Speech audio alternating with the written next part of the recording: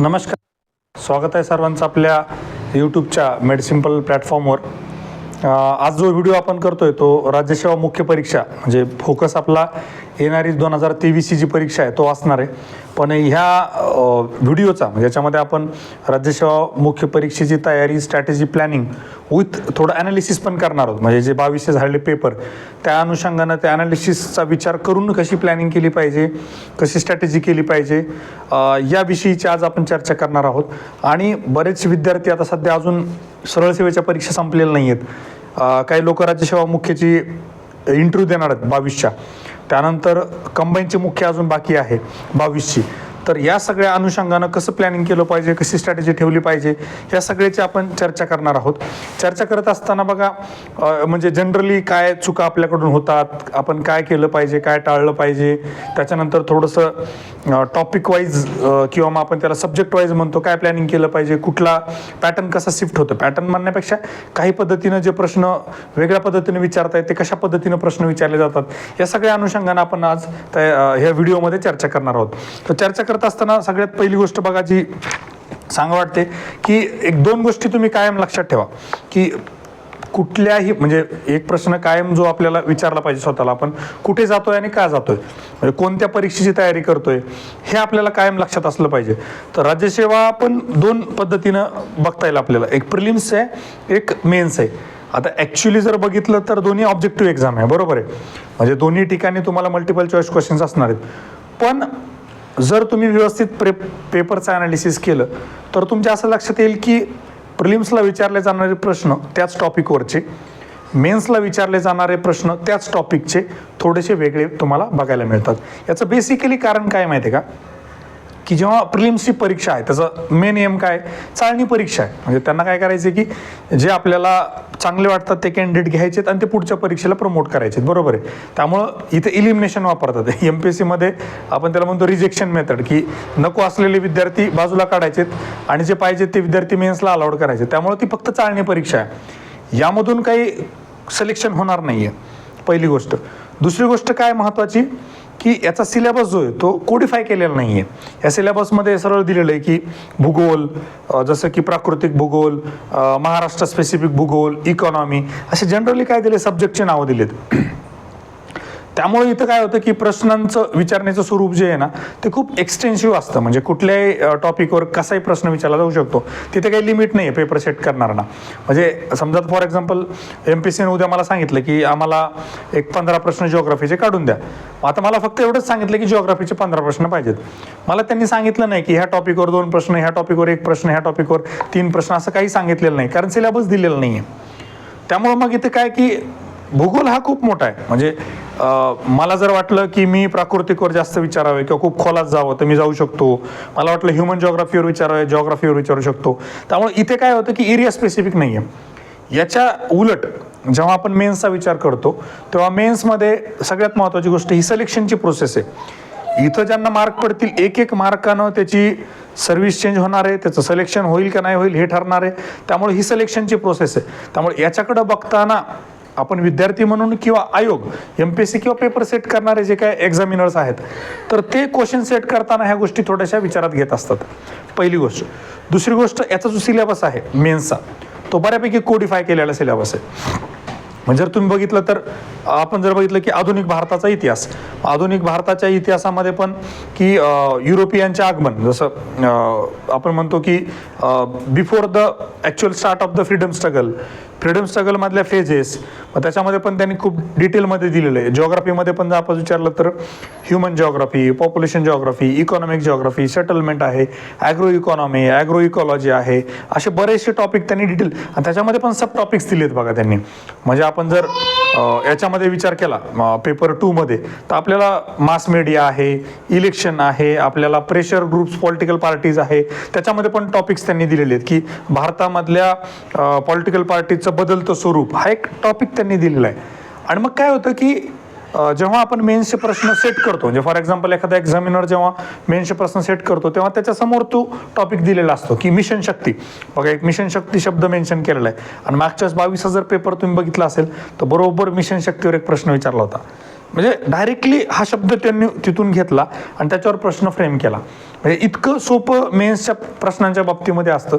त्यामुळंच अभ्यास करताना म्हणा किंवा स्कोरिंगला मेन्स का सोपं जातं, कारण बऱ्यापैकी सिलेबस कोडिफाय केलेला आहे, बऱ्यापैकी सिलेबसमधले टॉपिक्स, सब टॉपिक्स, थीम्स आपल्यासमोर आहेत. त्यामुळे आपल्याला त्याच्या स्पेसिफिक अभ्यास करता येतो आणि मॅक्झिमम क्वेश्चन प्रिडिक्टेड लाईनवर किंवा आपल्या सोर्सेसमधून आपल्याला बघायला मिळतात. त्यामुळे इथे शाश्वती जास्त असते. त्याचा चांगला अभ्यास आहे त्याला मेन्सला चांगले मार्क पडण्याची शक्यता जास्त असते. कोट अँड कोट काय की बाकीच्या गोष्टी त्याच्यामध्ये थोड्याशा इन्व्हॉल्व होतात, जसं जसं राईट लॉजिकल अप्रोच डेव्हलप झालेला आहे, ज्याचा सेन्स आपण ज्याला म्हणतो ऑब्जेक्टिव्ह सोडवण्याचा डेव्हलप झालेला आहे, त्यांना ॲडव्हान्टेज नक्कीच असतं. पण एक सर्टेन लेवलचा स्कोर कंटेंटवरचा जो आहे तो कायम आपल्याला बघायला मिळतो. त्यामुळे हे परीक्षेचं स्वरूप पहिले समजून घेतलं पाहिजे. बरेचशा विद्यार्थ्यांचं काय होतं की कधीही म्हणजे कुठल्याही बाबतीमध्ये सामोरं जात असताना किंवा काही गोष्टी करत असताना की प्रिलिम्स असो किंवा मेन्स, जिओग्राफी वाचायचं तर याच पद्धतीने जिओग्राफी वाचायचं, इकॉनॉमी वाचायचं याच पद्धतीने इकॉनॉमी वाचायचं. त्यामुळं हे समजून घेतलं पाहिजे की मी कुठल्या परीक्षेचा अभ्यास करतोय, त्या परीक्षेचं स्वरूप काय, सिलेबस दिलेला आहे का, प्रिव्हियस इयर क्वेश्चन्स काय पद्धतीने विचारलेत आणि मग त्यामध्ये अभ्यासामध्ये काय बदल गरजेचा आहे, ही झाली पहिली गोष्ट. दुसरी गोष्ट बघा, अभ्यास करत असताना अजून एक गोष्ट आहे की विषयानुरूप अभ्यासाचं स्वरूप बदललं पाहिजे. जिओग्राफीचा अभ्यास करत असताना काय पद्धतीनं अभ्यास केला पाहिजे, इकॉनॉमीचा अभ्यास करत असताना काय पद्धतीनं अभ्यास केला पाहिजे, पॉलिटीचा अभ्यास कसा केला पाहिजे, हे प्रत्येकनुसार व्हॅरी होतं. आपण जर वन साईज फिट्स ऑल केलं की प्रत्येक गोष्ट उठसूट पाठ करायची, तुमचा स्कोअर वाढणार नाही. लिहून घ्या माझ्याकडं. बऱ्याच लोकांचं एक मिथ आहे, ज्याला आपण म्हणतो की MPSC मध्ये रट्टा मारला की मार्क पडतात. असं होत नाही, होणार पण नाही. कारण काही काही विषयांना हिस्ट्रीमध्ये तुम्ही ठीक आहे रट्टा मारून तुम्ही मार्क पाडू शकता, पण त्यातही आजकाल थोडेसे अनालिटिकल क्वेश्चन त्यांनी विचारणं सुरू केलंय बघा. म्हणजे एवढं सोपं राहिलं नाही आता. पहिले पूर्वी कसं होतं की डायरेक्टली समाज सुधारकांचे कार्य, पुस्तकं असं डायरेक्टली विचारायचे. आता त्यांनी त्याच्यामध्ये पण बघा मागच्या वेळेसचा एक प्रश्न की 4 बाबी त्यांनी दिल्या आणि ह्या बाबी कशाच्या रिलेटेड आहेत. आता या ठिकाणी फक्त तुम्ही रट्टा मारला असेल की कुठलं वृत्तपत्र कोणी काढलं आणि कुठलं संस्था कोणी स्थापन केली, तुम्हाला याच्यात पण कन्फ्युजन होऊ शकतं की ही संस्था आहे का, हे वृत्तपत्र आहे का, हे एखादं कुठलं तरी ऑर्गनायझेशन, काहीतरी असं वेगळं आहे. तर त्यामुळं अभ्यास करत असताना प्रत्येक विषयाला एक पर्टिक्युलर हे असते, कोर असतं त्या विषयाचं, की ते आपण समजून घेतलं पाहिजे. की इतिहासाचा अभ्यास कसा केला पाहिजे, भूगोलाचा कसा केला पाहिजे, राज्यशास्त्राचा कसा केला पाहिजे, सायन्स अँड टेकचा कसा केला पाहिजे, इकॉनॉमीचा कसा केला पाहिजे, HRDचा अभ्यास कसा केला पाहिजे, HR ह्युमन राईट्सचा कसा अभ्यास केला पाहिजे, पेपर 2 पार्ट 2 गव्हर्नन्सचा जो पार्ट आहे त्याचा कसा अभ्यास केला पाहिजे, कुठे कन्सेप्च्युअल बाबींवर आपण भर दिला पाहिजे, कुठे फॅक्च्युअल गोष्टी जास्त विचारल्या जातात, कुठे विचारल्या जाऊ शकतात, याचा पण आपल्याला अंदाज असणं गरजेचं आहे. कारण जेव्हा आपण फेल्युअरकडे बघतो ना की बरेच जण म्हणतात सर 4-5 मेन्स दिल्या, स्कोर वाढत नाही, पास होत नाही, 10-10 वर्ष कोणी स्पर्धा परीक्षेची तयारी करतं पण हाती काही लागत नाही. कारण काय होतं की आपण जिथं एफर्ट्स योग्य रीतीनं घ्यायला पाहिजे तिथं होत नाही. बऱ्याच वेळेला उलट्या घड्यावर पाणी जसं म्हणतो आपण की जिथं बरोबर पाणी आतमध्ये जायला पाहिजे तिथं आतमध्ये जातच नाहीये. आपण ज्या पद्धतीनं अभ्यास करायला पाहिजे ती अभ्यासाची पद्धतच आपल्याकडे नाही. याचं महत्त्वाचं कारण काय की हे कुठंच शिकवलं जात नाहीये किंवा हे कोणी तुम्हाला शिकवणार पण नाही. ऑब्विसली की हे तुमच्या स्कूलिंगमध्ये, एज्युकेशन सिस्टीममध्ये इनबिल्ट असायला पाहिजे किंवा त्या बाबींमधून म्हणजे जात असताना तुम्हाला ह्या गोष्टी स्किल्स डेव्हलप झाले पाहिजे. पण काही लोकांचं लवकर सिलेक्शन काय होतं, त्यांच्यामध्ये ऑलरेडी ह्या गोष्टी असतात किंवा त्यांना ही गोष्ट कळलेली असते की या विषयाचा अभ्यास कसा केला पाहिजे, ह्या परीक्षेचं स्वरूप काय आहे, मग मला काय करणं गरजेचं आहे, काय करू नये, ह्या सगळ्या ज्यांच्या गोष्टी लवकर झालेल्या असतात त्यामुळे त्यांचं सिलेक्शन लवकर होऊ शकतं. दुसरी गोष्ट काय की तुम्ही बघा म्हणजे पुस्तकं तेच आहेत, सगळेजण सोबत रिडिंगमध्ये अभ्यास करत असतात आणि ऑन अँड ॲव्हरेज काय IQ खूप भारी असतो असं काय नाही. फार एक्सेप्शनल मुलं आहेत बघा की ज्यांचा IQ खूप चांगला आहे. म्हणजे माझ्या आयुष्यात मी आतापर्यंत 3-4 लोक बघितले की जे कधी पुस्तकाला अंडरलाईन करत नाहीत, एक पाटी ज्याला आपण म्हणतो. बाकीच्या विद्यार्थ्यांचं काय, ते ॲव्हरेज स्टुडंट आहेत. मग त्यांच्याकडे काय की बाबा त्यांना ते गोष्टी कळले की परीक्षेचं स्वरूप कळलंय, परीक्षेची नीड काय ते कळलं, त्यासाठी काय एफर्ट घेतले पाहिजे ते कळलेलं आहे. बरोबर आहे. म्हणजे सिम्पल एक्झाम्पल सांगायचं असलं, तुम्ही ऑस्ट्रेलियामध्ये जाऊन जेव्हा क्रिकेटच्या मॅच खेळता तेव्हा तुम्हाला टेनिस बॉलवर प्रॅक्टिस केली पाहिजे इंडियामध्ये, की बाउन्सी बॉल्स खेळण्याची तुम्हाला प्रॅक्टिस असली पाहिजे. जेव्हा पाटा पिच असतं तेव्हा कशा पद्धतीने खेळलं पाहिजे. आणि हे सगळं जे आहे ना, आपण जेव्हा महेंद्रसिंग धोनीचं एक्झाम्पल घेतो, हे खूप भारी होतं की कुठला स्पिनर कुठल्या पिचवर खेळवला पाहिजे, अपोजिशनमध्ये काय प्रकारची टीम आहे, लेफ्ट हँडेड किती आहेत, राईट हँडेड किती आहेत, मग आपण कशा पद्धतीनं बॉलिंग अटॅक ठेवला पाहिजे, आपण ओपनिंगला कोण ठेवलं पाहिजे, राईट लेफ्ट हँड कॉम्बिनेशन कसं ठेवलं पाहिजे. फार छोट्या छोट्या गोष्टी असतात पण ह्या खूप मॅटर करतात. की कायद्याचा अभ्यास करत असताना आपण कशा पद्धतीने कायद्याचा अभ्यास केला पाहिजे, जिओग्राफीचा अभ्यास कसा केला पाहिजे, हे सगळं आपल्याला थोडं थोडं लक्षात आलं पाहिजे. ह्या दोन महत्त्वाच्या गोष्टी ज्या होत्या त्या आपण त्या ठिकाणी आणल्या. तिसरी महत्त्वाची गोष्ट बघा, प्रिव्हियस इयर क्वेश्चन अनालिसिस. उठसूट कोणी सांगतं तुम्हाला की PYQ अनालिसिस करा, अनालिसिस करा, अनालिसिस करा. काय अनालिसिस म्हणजे नेमकं काय आहे किंवा काय पद्धतीने केलं पाहिजे बघा, त्यासाठी आपण हे पुस्तक पण मार्केटमध्ये आणलंय. आणि ज्या लोकांना असं वाटलं होतं की पुस्तक बरंच मोठं आहे, 336 पानं आहेत, ते आपल्याच्यानं होणार नाहीत, तर आता मला वाटतं भरपूर वेळ तुम्हाला मेन्सला आहे. भरपूर म्हणण्याचा अर्थ की इनफ वेळ आहे की तुम्ही आता ह्या पुस्तकाचा लाभ घेऊ शकता. जे 24ला तयारी करणार त्यांनी पण हे पुस्तक आवर्जून वाचा. इवन मी तर म्हणतो कंबाईन मेन्सला पण थोडं थोडं काही काही टॉपिक्स जे रिलेटेड आहेत ते रेफर करायला काही हरकत नाही. किंवा राज्यसेवा प्रिलिम्समध्ये पण तुम्हाला बऱ्याचशा गोष्टी यामधून मिळू शकतात. हे आपलं एक अनालिसिसचं पुस्तक आहे. दुसरं, अनालिसिस नेमकं कसं केलं पाहिजे त्यासाठी आपण ऑलरेडी एक व्हिडिओ टाकलेला आहे. म्हणजे बॅचमधला जो लेक्चरमधला व्हिडिओ होता तोच व्हिडिओ मी यूट्यूबला टाकलेला आहे. तुम्ही जेव्हा आपलं यूट्यूब चॅनल स्क्रोल कराल तेव्हा तुम्हाला दिसेल की PYQ अनालिसिस म्हणजे नेमकं काय. तर तो एक मला वाटतं 10-15 मिनिटाचा व्हिडिओ आहे. तो एक व्हिडिओ तुम्ही पहिले बघून घ्या. थोडक्यात सांगतो, PYQ अनालिसिस करत असताना मी जे ऑब्झर्वेशन केलं, बरेच जण फक्त इन्फॉर्मेशनच्या मागे लागतात. बरेच जण फक्त एवढं बघतात की काय प्रश्न विचारला, याच्यावर ह्या टॉपिकवर किती प्रश्न विचारलेत, काय विचारलेत, इथपर्यंत थांबत नाही. थोडक्यात सांगायचं तर काय प्रकारचा प्रश्न विचारला, कन्सेप्च्युअल आहे, फॅक्च्युअल आहे, डायनामिक क्वेश्चन आहे, स्ट्रेट फॉरवर्ड क्वेश्चन आहे, सिलेबसला धरून आहे का, अजून एक स्टेप पुढे गेलेले आहेत, कन्सेप्ट आहे तर ॲप्लिकेशन बेस्ड आहे का, फॅक्च्युअल आहे तर काय प्रकारच्या फॅक्ट्स त्यांनी विचारलेले आहेत, त्या लक्षात ठेवायची गरज आहे का, का आपल्याला लॉजिकली सुटू शकतात किंवा ऑड दिसतात का, काय काय लक्षात ठेवणं गरजेचं आहे, हे सगळ्यांचा अभ्यास करत असताना दुसरी एक महत्त्वाची गोष्ट जी बरेच जण चूक करतात, अनालिसिस करत असताना पेपरवरच गोष्टी लिहून ठेवतात.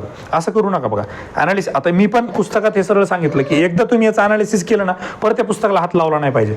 यात जी तुम्हाला महत्त्वाची गोष्ट वाटते, यात तुम्हाला असं वाटतं की ही फार महत्त्वाची फॅक्ट आहे की जी 24च्या मेन्सला विचारू शकतात, 23च्या मेन्सला विचारू शकतात, 24च्या प्रिलिम्सला विचारू शकतात. तुमचा जो बेसिक सोर्स आहे, समजा फॉर एक्झाम्पल इकॉनॉमीमधली तुम्हाला काहीतरी एखादी, किंवा आपलं पेपर 2 पार्ट 2 मध्ये कन्व्हेन्शन्स बघा मी सगळे एका ठिकाणी दिलेले आहेत. आता तुम्हाला एक गोष्ट कळली पाहिजे की जिथं मी लक्ष्मीकांत वाचतो, लक्ष्मीकांतला एक कुठंतरी स्टिकी नोट चिटकवा किंवा लक्ष्मीकांतच्या जर तुम्ही नोट्स काढल्या असतील तर त्या नोट्समध्ये सगळे कन्व्हेन्शन्स त्या ठिकाणी एका ठिकाणी लिहून ठेवा. Words not mentioned in the constitution, words not defined in the constitution, सगळं एका ठिकाणी आलं ना की मग तुम्हाला काय होतं, दरवेळेला तेच वाचायचं. काही गोष्टी तुम्ही पुस्तकातून किंवा हार्ड कॉपी पेपरवर लिहिलेलं अनालिसिस, काही तुमच्या सोर्सेसमधून परीक्षेत गेलं की कन्फ्युजन वाढतं. त्यामुळे एक काम करा, एका गोष्टीसाठी एकच सोर्स, बरोबर आहे. त्यामुळे ते पेपरवर अनालिसिस करायचं नाही. बाकी डिटेल तुम्ही त्या व्हिडिओमध्ये बघू शकता. दुसरी गोष्ट आहे की बघा, मेन्सचा अभ्यास करत असताना म्हणजे सोर्सेस तर बऱ्यापैकी सेट झालेले आहेत आणि त्याच्या बाहेर मॅक्झिमम क्वेश्चन जात नाहीत. पण ज्या लोकांना असं वाटतं की बाबा आपला स्कोर जो आहे, आपला स्कोर वाढत नाही किंवा आपण त्याच गोष्टी करून थोडं बोर झालो, तर तुम्ही मला वाटतं थोडं कुठेतरी गव्हर्नमेंट सोर्सेसला टच करू शकता. ह्या पुस्तकामध्ये मॅक्झिमम आपण गव्हर्नमेंट सोर्स घेतले बघा.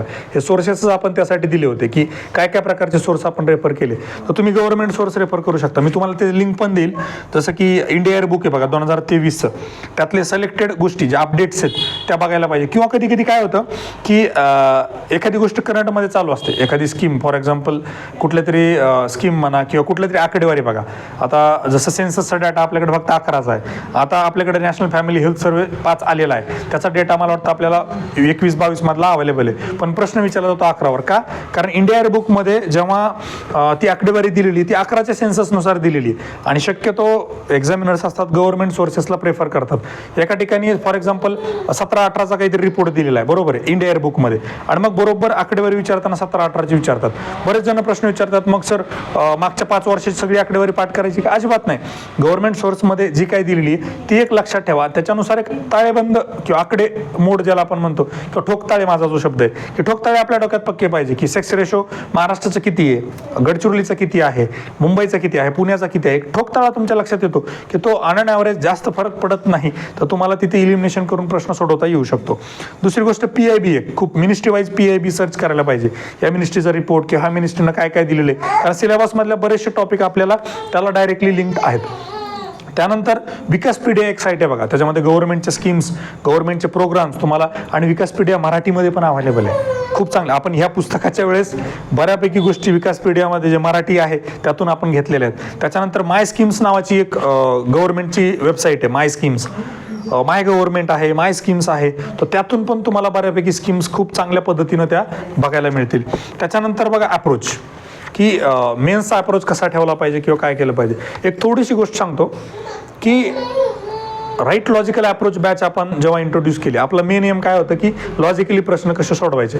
पण ज्याला आपण स्पिल ओव्हर आणि स्पिन ऑफ्स म्हणतो, की आपण करायला एक गोष्ट जातो आणि त्याच्यासोबत आपल्याला अजून बेनिफिट मिळतात, जसं चंद्रयान असेल किंवा आपले अजून दुसरे मिशन बऱ्याच वेळेला फेल होतात, पण त्यातून आपल्याला बऱ्याचशा गोष्टी आउटपुट मिळत असतात. तसं याचं एक बघा की ॲप्रोचची बॅच केल्यानंतर किंवा तो ॲप्रोच तुमच्यामध्ये डेव्हलप झाल्यानंतर तुम्हाला अभ्यास करताना कळतं की कुठले आकडे लक्षात ठेवायचे, कुठले आकडे लक्षात ठेवायचे नाही, कुठल्या प्रश्नासाठी काय वाचलं पाहिजे, किती खोलात जाऊन वाचलं पाहिजे, किती जनरल फक्त माहिती असलं तरी प्रश्न सुटतो का, ह्या सगळ्या अनुषंगानं अभ्यास करताना आपल्या अभ्यासामधले बदल तुम्हाला अप्रोचनुसार करता येतात आणि त्याचा तुम्हाला अभ्यासातला ताण कमी करण्यामध्ये मदत होते. ही फार महत्त्वाची गोष्ट आहे.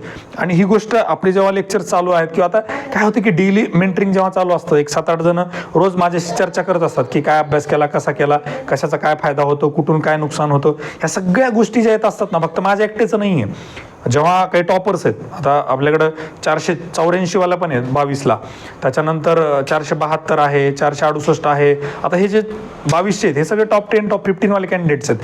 यांच्याशी जेव्हा आपण चर्चा करतो तेव्हा बरेचसे इनपुट्स मला मिळत असतात आणि मग मी तेच व्हिडिओच्या माध्यमातून तुमच्यापर्यंत, त्यात माझं फार थोडं असतं ॲक्च्युली, मी सगळ्या ज्या काय अवेलेबल रिसोर्सेस आहेत त्यातून चांगल्या गोष्टी घेण्याचा प्रयत्न करतो आणि त्या तुमच्यापर्यंत पोहोचण्याचा प्रयत्न करतो. त्यामुळे मी खूप हुशार आहे हा काही विषय नाही आहे, पण अप्रोचनुसार ती गोष्ट आपल्याला एक जाणवली की अभ्यासाचा ताण कमी होतो राईट लॉजिकल अप्रोच जर आपण अभ्यासला, किंवा तुम्ही स्वतः अनालिसिस केलं, स्वतः जरी तो अप्रोच डेव्हलप केला तरी तुम्हाला त्याचा एक तो फायदा होऊ शकतो.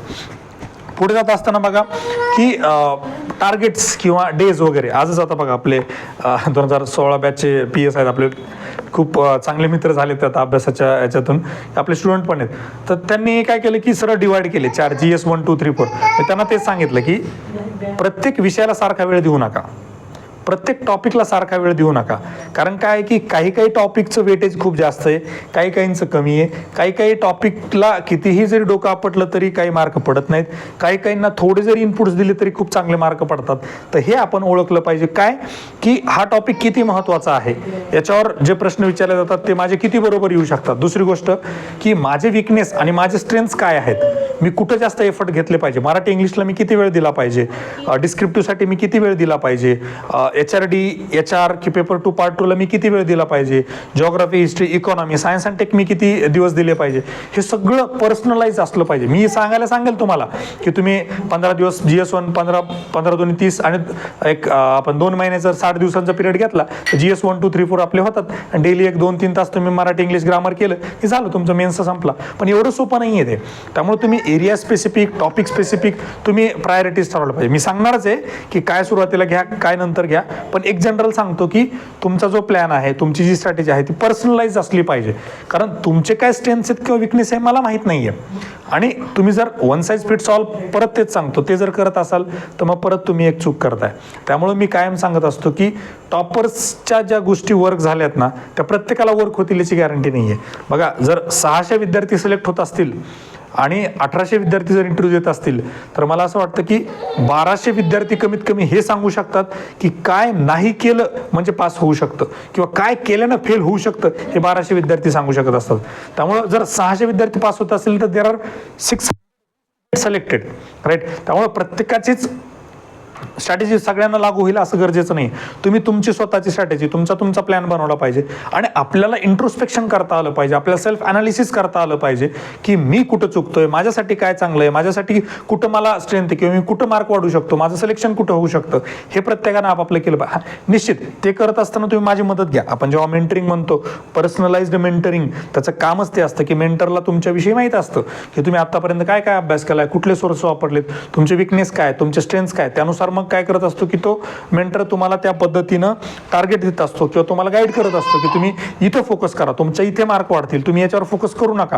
तुम्ही किती जरी डोकं आपटलं तरी तुम्ही इंग्लिश मिडियमचे आहात, मराठी ग्रामरला एक सर्टन लेवलच्यावर तुमचे मार्क वाढणार नाही, त्यामुळे जास्त एफर्ट देऊ नका. तुम्हाला इंग्लिश अजून स्ट्रॉंग करा, 5-10 मार्क तिथं वाढवा आणि मराठीचे कॉम्पेन्सेट करा. बरोबर आहे. एक सिंपल गोष्ट सांगतोय तुम्हाला की हे थोडंसं कुठेतरी आपण ठोकताळे आपल्या डोक्यामध्ये झाले पाहिजे, पर्सनलाइज झाले पाहिजे. त्यानंतर टेस्ट सिरीजचा एक विषय येतो की टेस्ट सिरीज लावावी का, किती टेस्ट सोडवायात, कधी सोडवायात. मला असं वाटतं हा राईट टाईम आहे टेस्ट सोडवण्याचा, की सायमल्टेनियसली अभ्यास चालू आहे आणि आपण टेस्ट सिरीज सोडवतोय. आता टेस्ट सिरीज सोडवत असताना आपण काय काय मला वाटतं आपण लेक्चरमध्ये ते डिस्कस केलंय राईट लॉजिकल अप्रोच बॅचच्या, की किंवा PYQ अनालिसिसमध्ये पण बहुतेक मी ते ॲड केले त्या व्हिडिओमध्येच, की टेस्ट सिरीजचे काय काय फायदे किंवा आपण का केली पाहिजे टेस्ट सिरीज. बघा, खूप जास्त अति तिथं माती ही सगळीकडे युनिव्हर्सल लागू होणारी गोष्ट आहे, की टेस्ट आपण का देतो. आपल्याला स्वतःला जज करायचं असतं, माझा अभ्यास किती झालेले आहेत, माझ्या सिली मिस्टेक्स होतात का, गोळे करताना खाली होतात ते ऑनलाईन ऑफलाईन, तो नंतर विषय आपण चर्चा करूया. ऑनलाईन ऑफलाईन ठीक आहे, आता एक विषय आलाच आहे तर, की मला असं वाटतं की ऑनलाईनची पण तयारी असू द्या, थोडंफार ऑनलाईन पण जिथं जिथं अवेलेबल ज्या ॲपवर जिथं जिथं त्याची पण प्रॅक्टिस चालू ठेवा. आपण ऑफलाईनसाठी प्रयत्न करूयात. वर्स्ट केसमध्ये नाही झालं तर ऑनलाईनला पण सायकोलॉजिकली आपण तयार असलं पाहिजे, त्यामुळे ती पण एक प्रॅक्टिस आपली चालू ठेवणं काहीच हरकत नाही आहे. पण मोस्टली असं वाटतं की ऑफलाईनच एक्झाम होईल, तो विषय सोडून द्या. टेस्ट सिरीजमध्ये की आपण काय काय चेक करत असतो, माझा अभ्यास किती झाला आहे, माझे सिली मिस्टेक कुठे होता, मी कुठे चुकतोय काय, ह्या सगळ्या अनुषंगानं. काही लोकांसाठी 2-2 पेपर इनफ आहेत, काही लोकांनी 3 सोडवले पाहिजे, एका विषयाचे सांगतोय मी, काही लोकांनी 4-4, 5-5 सोडवले तरी काही हरकत नाही. ते इंडिव्हिज्युअल डिसिजन आहे, की तुम्ही ज्या बाबींसाठी, ज्या गोष्टीसाठी, ज्या हेतूसाठी टेस्ट सिरीज लावताय तो फुलफिल होण्यासाठी किती टेस्ट गरजेचे आहेत हे तुम्हाला माहिती आहे, हे मी नाही सांगू शकत. टेस्ट सिरीज सोडा, पण फक्त शेवटच्या 1 महिन्यामध्ये ते लास्टच्या 20 दिवसामध्ये टेस्ट सोडवूही नका आणि टेस्ट सोडवलेल्या टेस्ट परत बघूही नका. कारण काय होतं की एक पॅटर्न सेट होऊन जातो, आपण 30 टेस्ट सिरीज सोडवायला लागलो, आपल्याला कळतं अरे इथे ट्रॅप करतात हे, आणि मग ते एकदा डोक्यात फिक्स झालं ना की MPSCच्या पेपरमध्ये आपण ते वापरायला बघतो आणि मग कुठेतरी आपली धांदल उडते. जसं मागच्या वर्षी खूप जणांच्या बाबतीमध्ये झालं, एका पर्टिक्युलर क्लास केल्यामुळं काय की त्या क्लासमध्ये असं सांगितलं जायचं की जी काय माहिती नवीन दिसते ती चूक मानायची किंवा असं बरंचसं काय काय सांगितलं गेलं, आणि जिथं ऑन अँड ॲव्हरेज मुलांना 95-100 HRDला पडतात तिथं कुठेतरी 80-85 पर्यंत त्यांना राहावं लागलं. त्यामुळे ही पण गोष्ट एक आपण काळजीपूर्वक बघितली पाहिजे, की टेस्ट सिरीज असेल किंवा कुठला एखादा क्लास असेल, मी कोणाला क्रिटिसाइज करत नाही. एखाद्या वेळेस असं होऊ शकतं की माझ्याकडून किंवा माझ्या क्लासमुळे कोणाचं नुकसान होऊ शकतं, त्यात मी मान्यच करतो, पण ते तुम्हाला कळलं पाहिजे की मला कुठे फायदा होतोय, माझं कुठं चुकतंय, राईट. त्यामुळे त्या गोष्टीकडे पळू नका, किंवा कोणीतरी सांगते की अरे हे लय भारी आहे, हेच कर, असं करू नका. आणि किती सोडवलं पाहिजे हे ज्याचं त्याचं वैयक्तिक त्यांना ठरवलं पाहिजे, राईट. फक्त शेवटच्या 15 दिवसात 20 दिवसामध्ये टेस्टला आपल्याला हात लावायचा नाही. त्याच्यानंतर करंट अपडेट बघा काय होतं की जर तुम्ही बघितलं असेल तर अमृत महोत्सवाचा 75 वर्षाचा मागच्या वेळेस करंटचा प्रश्न असेल, असे भरपूर प्रश्न जे आहेत राज्यसेवा मेन्समध्ये आपल्याला करंटमधून इलेक्शनवर 2 प्रश्न हमखास येतातच, की लेटेस्टमध्ये जे झालेले इलेक्शन आहे त्याच्यावर 1-2. कर्नाटका इलेक्शनवर एक प्रश्न 100% येणार म्हणजे येणार बघा आता राज्यसेवा 22ला.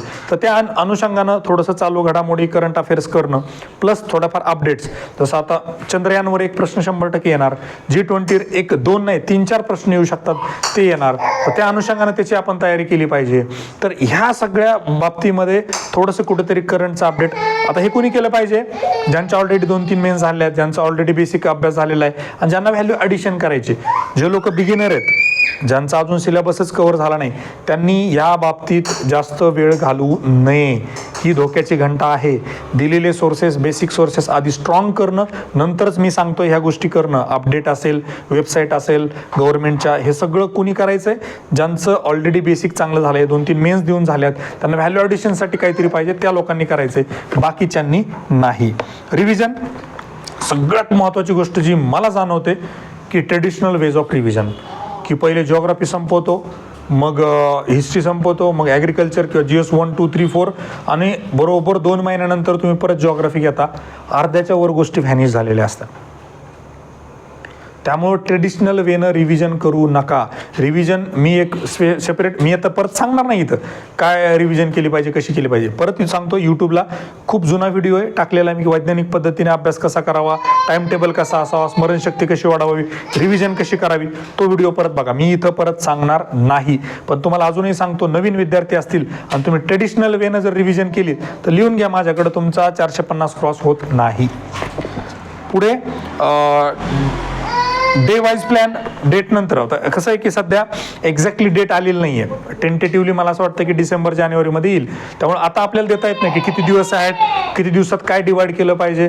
तर एक ढोबळमानानं आपण एक टार्गेट ठेवूया की ऑक्टोबरपर्यंत, मी सांगेलच ते की कशा पद्धतीनं आपण ते टार्गेट केलं पाहिजे. जसं की जे काय नॉन ट्रेडिशनल किंवा त्याला आपण नॉन कन्व्हेन्शनल म्हणतो जे विषय आहेत, जसं HRD आहे, पेपर 2 पार्ट 2 आहे, ॲग्रिकल्चर आहे, सायन्स अँड टेकचा काही भाग आहे, इकॉनॉमीमधला थिअरीज असेल तो भाग आहे. मला असं वाटतं हा सगळा भाग आपण कुठेतरी ऑक्टोबर एंडपर्यंत संपवला पाहिजे, including Marathi English grammar.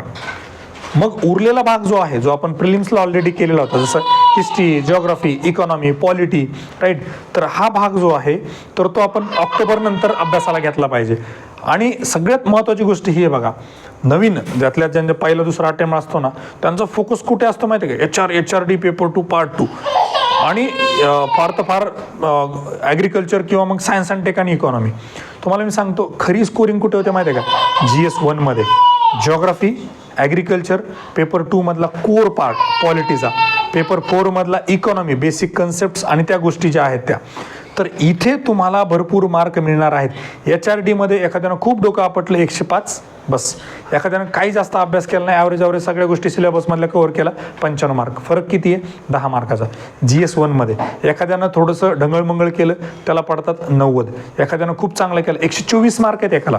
GS 1 मध्ये 2022ला सेकंड की नंतर 124 मार्क आहेत, 124 मार्क. तुम्हाला 100 पुढे द्या, 24 मार्क त्यानं ॲडव्हान्टेज घेतला. GS 1 खूप स्कोरिंग आहे. विवेक कांदेंचा एक्झाम्पल घ्या, CO झालेले आता. विवेकनं मला त्या दिवशी फोनवर बोलताना सांगितलं की सर म्हणे मला पेपर 3ला HRDला बहुतेक 88 मार्क आहेत आणि पेपर 4ला काहीतरी मला 69-70 असंच काहीतरी सांगितलं त्यांनी. म्हणजे 3 पेपर 3 आणि पेपर 4 मध्ये फार ॲव्हरेज किंवा बिलो ॲव्हरेज मार्क आहेत. पण तरी का बरं CO भेटली, कारण paper 1, paper 2, Marathi English grammar आणि डिस्क्रिप्टिव्ह इथे त्यांनी चांगला स्कोर केला. अजून एक सांगतो, डिस्क्रिप्टिव्ह पण स्कोरिंग विषय आहे.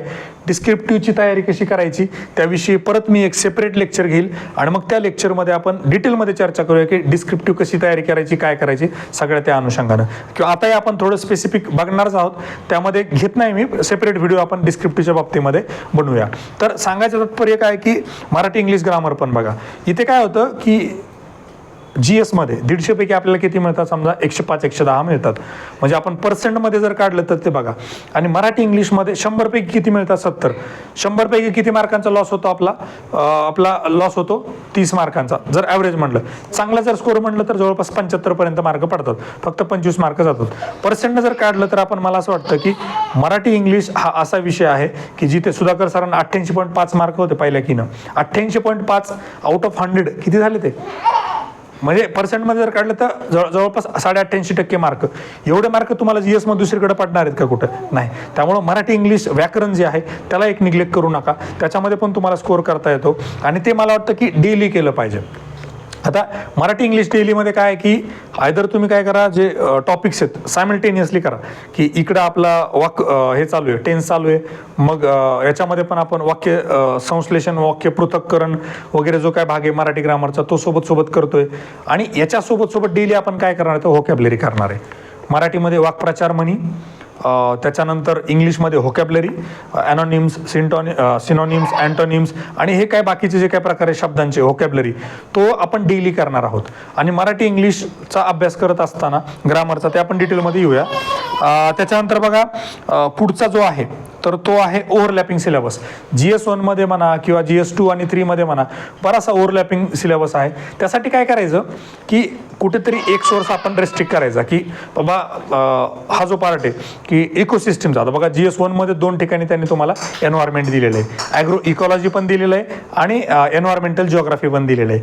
आता इथे काय आहे की जो सेकंड पार्ट आहे तो ॲग्रिकल्चर रिलेटेडच्या इकॉलॉजीवरचा आहे आणि पहिला पार्ट आहे एन्व्हायरमेंटल जिओग्राफी. आता बरेचसे टॉपिक तिथं ओव्हरलॅप होतात, तर ते 2-2 ठिकाणी करायचे नाही.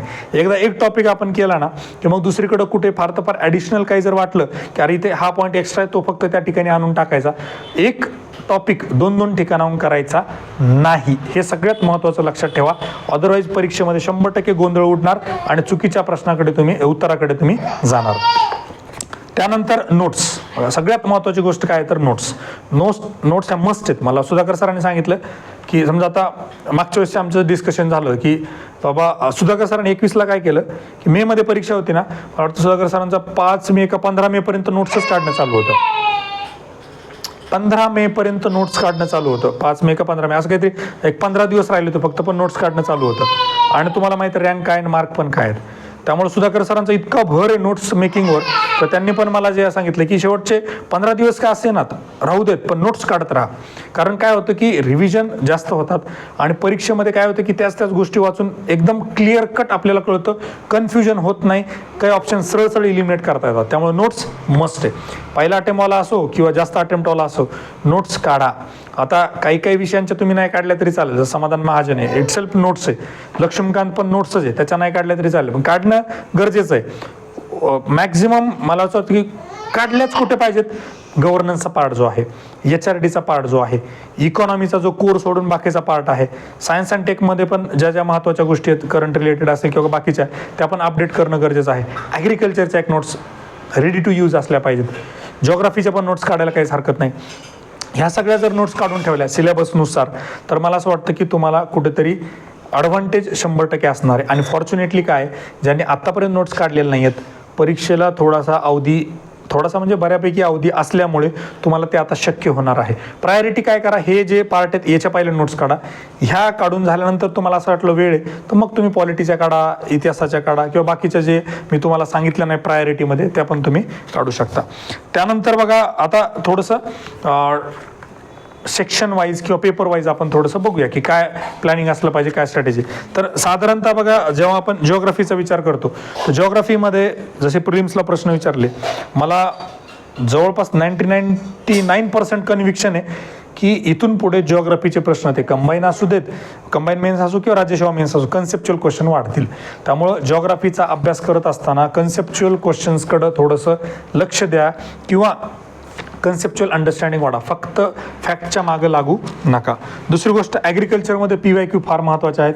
PYQ रिलेटेड गोष्टी ज्या आहेत, आणि थोडंसं कुठंतरी त्यांनी ॲग्रिकल्चरमध्ये पण थिअरी पार्ट जो आहे, स्टॅटिक किंवा कोर पार्ट जो असतो कत्त्यायनवाला, तर तो पार्ट कुठेतरी जास्त विचारण्याचा कल त्यांचा दिसतोय. त्यामुळं पूर्वी कसं होतं की ॲग्रिकल्चरमध्ये 90% मार्क पडायचे, आता कुठेतरी ते 80% येत आहे. तर ते आपल्याला 90% करण्यासाठी काय करावं लागेल, PYQ खूप चांगले करावं लागतील. त्यातल्या ज्या थीम्स आहेत, ज्या टॉपिकवर त्यांनी प्रश्न विचारलेत ते, किंवा जे ते दिलेले एक्स्ट्रा ऑप्शन्स आहेत ते चांगले करून. आता 22च्या पेपरच्या बाबतीमध्ये तुम्हाला याच्यामध्ये खूप डिटेलमध्ये खूप चांगलं दिलेलं आहे ह्या पुस्तकामध्ये. आपण तेवढं जर ॲग्रिकल्चर केलं तर मला वाटतं 21चे पण काही प्रश्न त्यामध्ये कव्हर होतील, 20चे पण काही प्रश्न कव्हर होतील. त्यामुळे मी सांगतो की या पुस्तकामध्ये ज्या काही गोष्टी अनालिसिस केल्यात त्या फक्त असं नाही आहे की फक्त 22चं आहे. 22चं अनालिसिस करत असताना एखादा टॉपिक असा वाटला की जो आधी खूप इम्पॉर्टंट आहे, तो पण आपण कव्हर करण्याचा प्रयत्न केलेला आहे, की जेणेकरून 23 मेन्स आणि 24 मेन्स यासाठी या पुस्तकाचा एक बेस म्हणून अनालिसिससाठी वापर व्हावा, हा त्याचा उद्देश. हिस्ट्रीमध्ये बघा, मध्यंतरी काय झालं तर 18-19 पर्यंत थोडे डिफिकल्ट होते, परत 20, 21, 22ला कुठेतरी थोडे सोपे प्रश्न हिस्ट्रीमध्ये विचारायला लागले होते. पण आता परत जर आपण कंबाईन प्रिलिम्स, राज्यसेवा प्रिलिम्स आणि येणाऱ्या मागच्या काही परीक्षा बघितल्या, तर कुठेतरी अजून ती डिफिकल्टी हिस्ट्रीची वाढते, अनालिटिकल प्रश्न थोडेसे वाढत आहेत. आणि जसं मी सांगितलं की प्रश्नांचं स्वरूप पूर्वी कसं होतं की कोणी वृत्तपत्र कोणी काढले किंवा हे वृत्तपत्र कोणाशी संबंधित आहेत, आता डायरेक्ट प्रश्न काय येतो की ह्या काय आहेत, वृत्तपत्र आहेत, संस्था आहेत का, काय आहेत, अशा पद्धतीने जे काय प्रश्न आहेत. किंवा त्यांनी काय केलं, मानगाव मध्ये झालेली जी सभा होती, जे काय हे होतं, तर त्या ठिकाणी डिस्क्रिप्शन दिलं की हे वरील डिस्क्रिप्शन कुठल्या सभेच्या बाबतीमध्ये आहे. असे पण प्रश्न, क्रिएटिव्ह प्रश्न ज्याला आपण म्हणतो, असे प्रश्न तुम्हाला हिस्ट्रीमध्ये जास्त बघायला मिळू शकतात. याचा अर्थ असा आहे की खूप हिस्ट्रीचं वाचलं पाहिजे असं नाही, पण अभ्यास करत असताना आपण हे लक्षात ठेवलं पाहिजे की याच्यावर काय पद्धतीनं प्रश्न फ्रेम होऊ शकतो. आतापर्यंत असे प्रश्न विचारलेत, पुढचा प्रश्न असाही येऊ शकतो, या अनुषंगानं पण थोडंसं लक्ष देणं गरजेचं आहे. त्यानंतर व्याकरण याचं राहिलं आपलं, मराठी आणि इंग्लिश व्याकरण. मराठी आणि इंग्लिश व्याकरणामध्ये मी बरंचसं ॲनालिसिस आता करत बसलो. म्हणजे 22चा पेपर घेऊन जेव्हा बसलो ना, तेव्हा माझ्या असं लक्षात आलं की जे काही ट्रेडिशनल वे होते, आणि युजली काय असतं माहिती आहे का, की कुठलंही पुस्तक, आता आपण काय करतो, मराठी म्हटलं की मोरा वाळंबे एक स्टँडर्ड पुस्तक आहे, म्हणजे आपण त्याला गो टू बुक ज्याला आपण म्हणतो, की आपण डोळे झाकून मोरा वाळंबे करतो.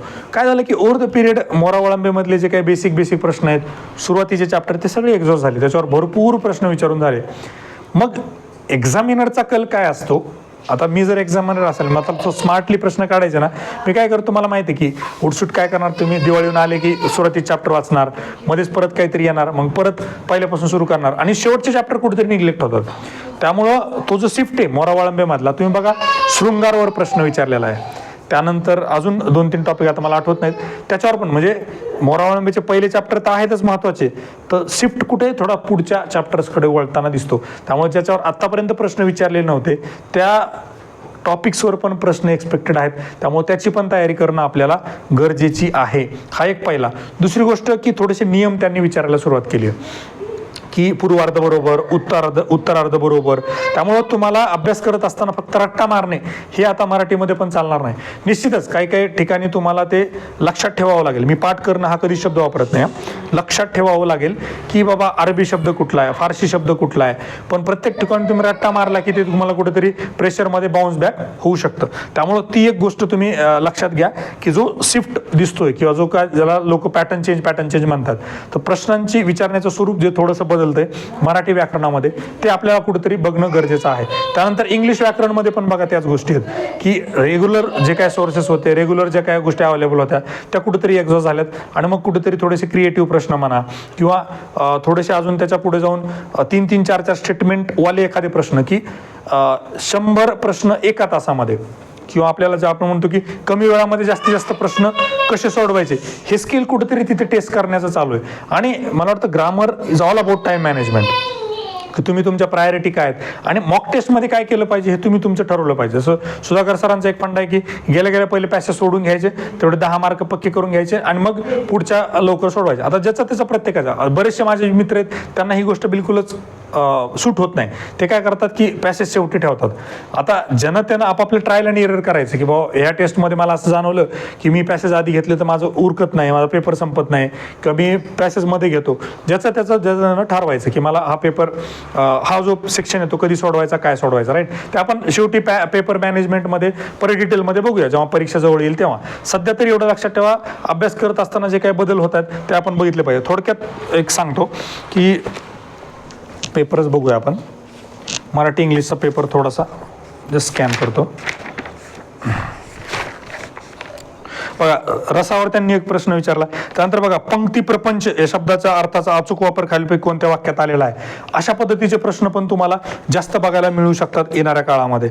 त्यानंतर हा जो भाग होता की त्याच्यावर जास्त आतापर्यंत प्रश्न विचारलेले नव्हते, जिथं प्रश्न आपल्याला वाक्प्रचार आणि म्हणी. बघा आपल्याला वाटतं की आपल्याला सगळे येतं, आपण मराठी बोलतो, आपली मातृभाषा, पण असं काही नाही. तिथले बरेचसे चांगल्या मुलांचे प्रश्न तिथं चुकतायत, तर ते पण आपल्याला अभ्यस्त. बघा खालील अभ्यस्त शब्दांच्या प्रकारांचा क्रम ओळखा. आता अभ्यस्तवर जास्त प्रश्न विचारले गेलेले नव्हते, पण त्याच्यावर पण तुम्हाला प्रश्न दिसतो. मी जे म्हणतो ना की जे एरियाज किंवा जे टॉपिक्स एक्झॉस्ट झालेले आहेत त्याच्यावरचे प्रश्न न विचारता नवीन टॉपिक्स एक्सप्लोर करणं सध्या हे काम चालू आहे. आणि 23 आणि 24 जर आपण सेट पॅटर्न न बघितलं तर ह्या ऑब्जेक्टिव्हच्या शेवटच्या एक्झाम असणार आहेत राज्यसेवेच्या बाबतीमध्ये. त्यामुळं कुठंतरी तिथे पण ते राहिलेले टॉपिक सगळे विचारून संपवण्याचा प्रयत्न करतील. आणि बघा पॅसेजमध्ये पण ह्यावेळेस मराठीचा बऱ्यापैकी अवघड पॅसेज होता, तर त्या ठिकाणी पण आपल्याला थोडीशी त्याची वेगळी तयारी करणं गरजेचं आहे. आणि इथं एक प्रस्तुत उत्तरातील भाषा शैलीचे स्वरूप कोणत्या प्रकारचे आहे, म्हणजे पॅसेज कुठल्या टाईपचा आहे. आपण जेव्हा सीसॅट कॉम्प्रेन्शन बघितलं होतं सीसॅटच्या पेपरला 19च्या बॅचमध्ये, तेव्हा मी सुरुवातीला बेसिक जी सुरुवात केली ती केली की पॅसेजचा प्रकार काय असतो, कुठल्या प्रकारच्या पॅसेजला काय म्हणतात, त्याच्यावर एक प्रश्न तुम्हाला मराठीमध्ये दिसतो आणि सेम तुम्हाला प्रश्न इंग्लिशमध्ये पण दिसतो की त्यांनी पॅसेजवर प्रश्न विचारला काय, द पॅसेज इज रिफ्लेक्टिव्ह आहे, नॅरेटिव्ह आहे, एक्झॉपिटरी, डिस्क्रिप्टिव्ह. तर हे पण कुठेतरी आपण बघितलं पाहिजे की काय काय प्रकारचे पॅसेज असतात बाबा, आणि दिलेला पॅसेज कुठल्या प्रकारचा. एक प्रश्न दोन्हीकडे विचारला. 100% सांगतो मी तुम्हाला पुढच्या वेळेस परत हा प्रश्न रिपीट होणार आहे. 22ला 2 प्रश्न परत मराठीत येतील, एक आणि इंग्लिशमध्ये एक पॅसेजमध्ये तो प्रश्न तुम्हाला बघायला मिळेल. त्यानंतर बघा व्याकरणाचा अभ्यास करत असताना तुम्हाला एक गोष्ट फार जी महत्त्वाची करणं गरजेची आहे ती म्हणजे प्रॅक्टिकल ओरिएंटेड थोडा अभ्यास करा. म्हणजे सुधाकर सरांसोबत मी जेव्हा सेशन घेत होतो तेव्हा मी सरांना डायरेक्टली विचारलं की काय झालं की तुमच्या बाबतीमध्ये जास्त वर्क झालं. सरांचं काय म्हणणं आहे की ते आपण थोडं डे टू डे लाईफमध्ये वापरणं म्हणा किंवा त्याला आपल्या व्यवहारामध्ये आणणं म्हणा हे फार गरजेचं आहे. कारण काय होतं, तुम्ही किती पाठ करा, किती रट्टा मारा, जेव्हा प्रेशर असताना तेव्हा बाउन्स बॅक होतं. जी गोष्ट तुम्ही डे टू डे लाईफमध्ये करत आलात, जी तुमच्या आत्मसात झालेली, जी तुमच्या आतमध्ये आहे ती तुम्हाला कधीच धोका देत नसते. त्यामुळं ग्रामरचा अभ्यास करत असताना सारखं प्रॅक्टिकल ओरिएंटेड अभ्यास केला पाहिजे की जेणेकरून तुम्हाला इन जनरल कधी चालता बोलता जरी विचारलं की बाबा ह्या वाक्प्रचार म्हणीचा वापर करून दाखव, तुम्हाला वापर करता आला पाहिजे, किंवा जे काय मूड्स आहेत, समजा इंग्लिश ग्रामरमधला एक पार्ट मूड, की ह्या वाक्याचा कुठला मूड आहे, आपण लगेच हा मूड असतो, जेव्हा आज्ञा देतो तेव्हा आपण हा मूड असतो, जेव्हा हे प्रकारचं वाक्य असतं तेव्हा म्हणजे ते कुठेतरी चालता बोलता आपल्या व्यवहारामध्ये आणणं गरजेचं आहे, तर आणि तरच कुठेतरी आपल्याला त्याचा जास्त फायदा होऊ शकतो. पॉलिटी बघा, कोर पॉलिटी जे लक्ष्मीकांत मला वाटतं इनफ आहे, किंवा कोळंबे सरांचं पुस्तक असेल, किंवा अजून मला वाटतं मोहिते सर जे टॉपर पूर्वीचे त्यांचं पण एक पुस्तक आहे, ते पण खूप चांगलं पुस्तक आहे, जे मराठीमधून तयारी करत असतात, आपण सोर्सेसमध्ये ते सांगितलेले. तर तो पण एक एरिया आहे की मला असं वाटतं इथे बऱ्याचशा मुलांची एक गफलत होते की पॉलिटी आपण प्रिलिम्सला केलं, पॉलिटी आपल्याला येतच आहे, आणि मग नेमकं काय होतं की पेपर 2 मध्ये मार्क कमी येतात, कारण पॉलिटी जो कोर पार्ट आहे तो चांगला होत नाही. आपण गव्हर्नन्सवर किंवा पेपर 2 पार्ट 2 वर जास्त फोकस करतो, राईट. तर मला असं वाटतं त्या अनुषंगानं तयारी करत असताना अजून तिथं पण पॉलिटीमध्ये जे काय एक्झॉस्ट झालेले एरिया आहेत ते सोडून नवीन एरिया जे आहेत, म्हणजे कमिटी पण आता सब कमिटी, राजेंद्र प्रसाद जी मागच्या वेळेस कमिटी विचारली तशा पद्धतीने अजून मायक्रो लेवलच्या ज्या काही कमिटी आहेत, किंवा थोडं ट्रिकी क्वेश्चन तयार करणं, प्रेसिडेंटच्या ठिकाणी कॉन्स्टिट्यूशनच्या ठिकाणी डिफाईन्ड आहे, नॉट डिफाईन्ड आहे, मेन्शन नॉट मेन्शन, गव्हर्नर आहे का, स्टेट असेंब्ली आहे का, स्टेट लेजिस्लेचर आहे, शब्दांमधला जो खेळ आहे तो पण आपल्याला कळला पाहिजे की काय पद्धतीनं क्वेश्चन ट्रॅप केले जाऊ शकतात. अमेंडमेंटवर तर प्रश्न चालूच आहेत, आर्टिकलवर बऱ्यापैकी प्रश्न असतात, ते आपण फार चांगले करणं गरजेचं आहे, तो कारण खूप स्कोरिंग एरिया पॉलिटीचा. त्यानंतर ऍक्ट बघा, आता ऍक्टमध्ये काय होतं, कायदे जे आहेत पेपर 2 मधले कायद्यांचं कसं होतं, आतापर्यंत मागच्या 2-3 वर्षामध्ये किंवा भरपूर सारे प्रश्न एक्झॉस्ट झाले की विचारून झाले. आता त्यांनी जो फोकस शिफ्ट केला ना बघा, मागच्या वर्षी 21 लाख शेड्यूलवर विचारला की काय मेन्शन, किंवा हे कुठल्या शेड्यूलमध्ये मेन्शन आहे, जे काय मला वाटतं CBI वगैरे जे काय ऑर्गनायझेशन्स आहेत ज्याला RTI बहुतेक लागत नाही, त्या पद्धतीने तो एक शेड्यूल विचारला होता. तर यावर्षी 22ला त्यांनी काय केलं की राईट टू एज्युकेशनमध्ये जेव्हा आपण कैलास सत्यार्थींचं ऑर्गनायझेशन आहे तर त्याच्या रिलेटेड एक प्रश्न काहीतरी विचारला होता. तर तिथे सुप्रीम कोर्टाचं जजमेंट काय होतं, म्हणजे सुप्रीम कोर्टाचे आपले जे काय ऍक्ट आहेत आणि ऍक्ट रिलेटेड जे काय फेमस सुप्रीम कोर्ट जजमेंट्स आहेत ते जजमेंट आपण बघणं गरजेचं आहे. त्याच्यावर कमीत कमी 2 ते 3 प्रश्न आपल्याला बघायला मिळतात, आणि असं होऊ नये की पुढच्या 4-5 प्रश्न त्याच्यावर आले ना आपल्याला त्याची काहीच आयडिया नव्हती. ऍटलिस्ट करा की जे काही ऑप्शन दिलेत, एखादं सुप्रीम कोर्ट जजमेंट दिलं, खाली ऑप्शन दिलेत, किंवा वर जे काही डिस्क्रिप्शन दिलेलं आहे तर ते डिस्क्रिप्शन सिलेबसमधल्या कुठल्या ऍक्टचं आहे त्याच्या अनुषंगाने खालच्या ऑप्शनमध्ये तरी थोडासा ट्राय करा की कुठेतरी हा रिलेटेड आहे का, आणि तशा पद्धतीनं तरी तो क्वेश्चन अटेम्प्ट करा. पण सुप्रीम कोर्ट जजमेंट जे आहेत ऍक्ट रिलेटेड ते कुठेतरी विचारणं चालू झालेलं आहे. MLRC ऍक्ट आहे बघा, बऱ्यापैकी अवघड ऍक्ट आहे. मला वाटतं Sudhakar sir is the best person. मी का म्हणतो, कारण मागच्या वेळेस मला अनुभव आहे, सुधाकर सरांनी ज्या पद्धतीनं ब्रीफली म्हणजे मित्रांना वगैरे गाईड केलं आणि त्यातून बऱ्यापैकी प्रश्न सुटले MLRCचे, किंवा IT ऍक्ट आहे, खूप मोठा ऍक्ट आहे, मग त्याची तयारी कशी करायची. सुधाकर सरांनी नायब तहसीलदार म्हणून जॉब पण केलेला आहे, त्यामुळे त्यांना ते थोडंसं प्रॅक्टिकल ओरिएंटेड पण त्याचा एक सेन्स म्हणा किंवा त्याचा अभ्यास चांगला झाल्यामुळं ते चांगलं जमतं. तर ते पेपर 2 पार्ट 2 ची बॅच जी आहे त्याच्यामध्ये नोट्स पण असतील किंवा सर एक्सप्लेन पण करतील. त्यानंतर बघा थिअरीचा जो पार्ट आहे, सॉरी जो काय इन जनरल सिलेबस आहे त्याच्यामध्ये कुठेतरी तुम्हाला थिअरी पार्ट जास्त बघायला मिळतोय. बघा पूर्वी कसं होतं, डिझास्टर मॅनेजमेंटवर शक्यतो की हा भूकंप कधी झाला, जोड्या लावा, मुंबईचा पूर आला, किती पाऊस पडला, काय. आता जर तुम्ही बघितलं ना तर डिझास्टर मॅनेजमेंट ऍक्टमधले सेक्शन म्हणा, किंवा डिझास्टर मॅनेजमेंटची हायर अथॉरिटी कोण असते, चीफ सेक्रेटरी कोण होते त्यावेळेस, या पद्धतीने जे काय प्रश्न सुरू केले तर कुठेतरी तो पण शिफ्ट आपल्याला बघायला मिळतो की थेरॉटिकल पार्ट जो आहे रादर दॅन फक्त फॅक्ट, थेरॉटिकल पार्ट म्हणा किंवा कन्सेप्च्युअल पार्ट म्हणा, त्याच्यावरचे प्रश्न तुम्हाला कुठेतरी जास्त बघायला मिळत आहेत मागच्या 1-2 वर्षामध्ये, आणि पुढे 23-24ला पण ते जास्त प्रमाणामध्ये बघायला मिळतील अशी मला एक शक्यता वाटते.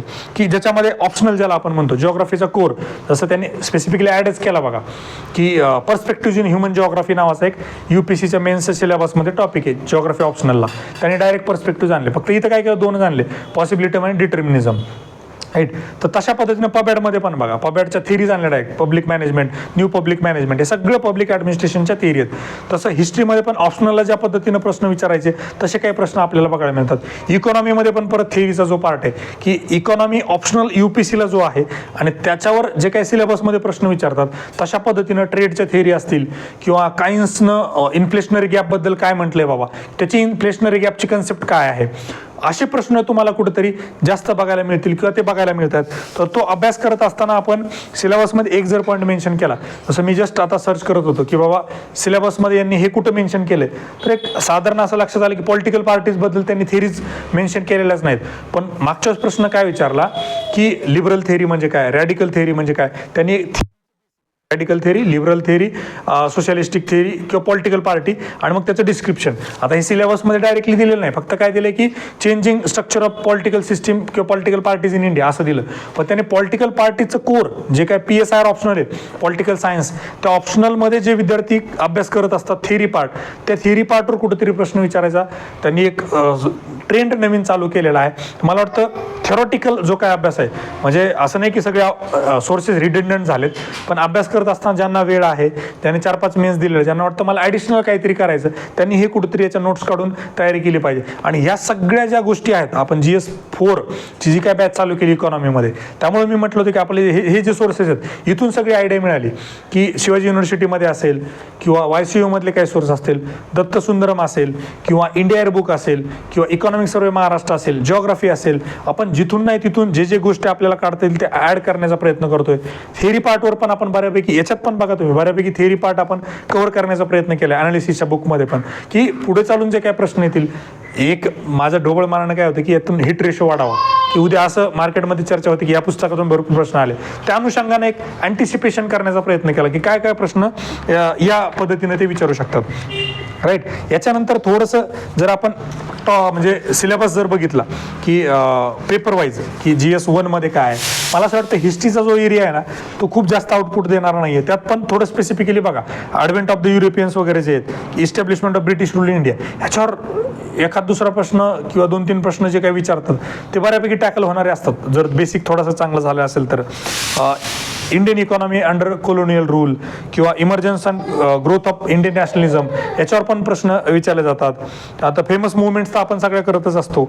त्यानंतर कॉन्स्टिट्युशनल डेव्हलपमेंट अंडर ब्रिटिश, याच्यावर हमखास 2 ते 3 प्रश्न विचारले जातात. आउट ऑफ 60 2 ते 3 प्रश्न तुम्हाला या टॉपिकवर मिळतात.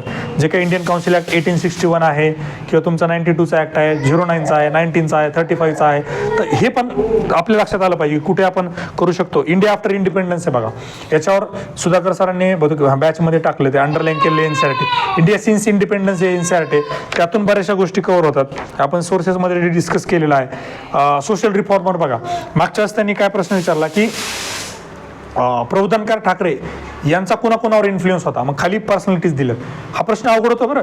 आपण काय करतो की प्रबोधनकार ठाकरे त्यांनी काय लिहिलं, त्यांनी काय काय केलं, आपण एवढं फक्त बघतो.